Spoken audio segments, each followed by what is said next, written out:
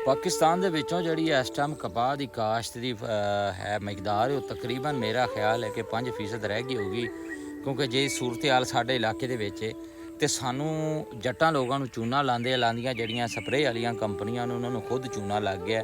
भी गल इस तरह है कि कंपनियां दे पाकिस्तान दे विच हिसाब ला लो भी जदीद टैक्नोलॉजी के हिसाब नाल जंगी जहाज़ ते मज़ैल ते बड़ा कुछ बना रहे ने। ते की ख्याल है पाकिस्तान दे विच कोई ऐसा बीज जिहड़ा कपाह दा वो नहीं बन सकदा सी। एक छोटी जी मक्खी जिहड़ी पूरे जट्टां दियां जिहड़ियां फसलां दा खाना खराब कर दिता ते क्या उहदे वास्ते स्प्रे नहीं बन सकदा सी। और दूसरी गल ये कि स्प्रे वालियां जिन्नियां भी कंपनियां ने इन्हां ने आख्या भी चलो जट्टां नूं चोवो चंगा टका के।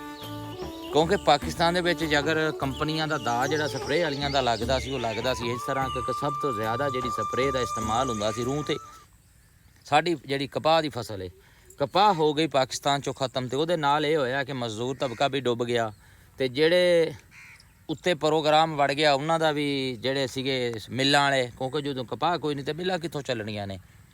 ते पाकिस्तान दा जिहड़ा एक नाम है वो पूरी दुनिया दे विच एक फसल दे कपाह दी फसल दे विच एक मशहूर सी।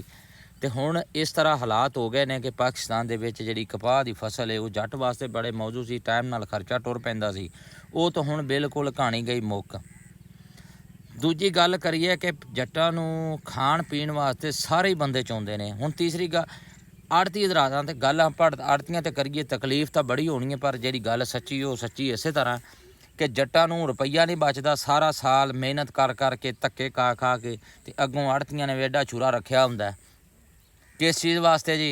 आ जी फसल का रेट आ जी 5 रुपये सैकड़ा, वो साडा अद्धा हिस्सा तो लै जांदे। ये ना कोई लगे हिंग लगे ना फड़कड़ी, इन्हां नूं कोई पुछण दस्सण वाला नहीं। स्प्रे वालियां जिन्नियां कंपनियां उन्होंने टका के जट्टां नूं टूना लाया, 2 नंबर स्प्रेयां वेच के ते रिजल्ट टके दा नहीं। हुण होया भी असां अकदियां होया भी जदों कपाह पाकिस्तान खत्म हो गई असीं लाणी बंद कर दित्ती है। क्योंकि जट ऐसी चीज़ है भी जिन्हों जिहड़ा बंदा जिथों ताईं दगदा ना वो टीका ला के चोड़ लैंदा। कोई यार असी उन्ना सानू चोवो जिन्ना क असी बर्दाश्त कर लीए। हुण सानू वो मझां चोण वाले टीके ना लाओ भी असी 4 दिन टगी ते मर जाइए। कोई इहदा हल कड्डो। ये गौरमेंट दियां पॉलिसियां भी ये सी। हुण आ जिहड़ा असी 4 दिन जिहड़ा हिसाब पाकिस्तान दे विच हो गया आ जिहड़े 4 दिन कपड़े पा लईदे आ हुण ये भी नहीं लभणे। ये वो जंगल वाला हिसाब हो जाना सी भी पत्ते बन्नणे पैणे ने। क्योंकि जेकर पाकिस्तान दे विच कपाह की जिहड़ी फसल है वो काश्त नहीं होनी तो फैक्ट्रियां बंद ने ते कपड़े का रेट वो चला जाना भी गरीब बंदा जिहड़ा ना तो अपना जिहड़ा तन ढक्कण तो भी जाएगा। तो कुछ खुदा दा खौफ करो, किसानां ते रहम करो। हर बंदा जट्टां नूं चूना लाण ते चोण ते लगा होया है ते मेहरबानी करो सानू उन्ना क चोवो कि जिन्ना साडे च बर्दाश्त रह जावे। ते वो जिवें कहना भी वो जाट मझ नूं टीके ला के ते एंड सूरत हाल ये हुंदी दुध देना बंद कर दी ते सानू कसाई नूं दे दित्ती। ते जे साडा भी हालात हो ना करो तुहाडी मेहरबानी।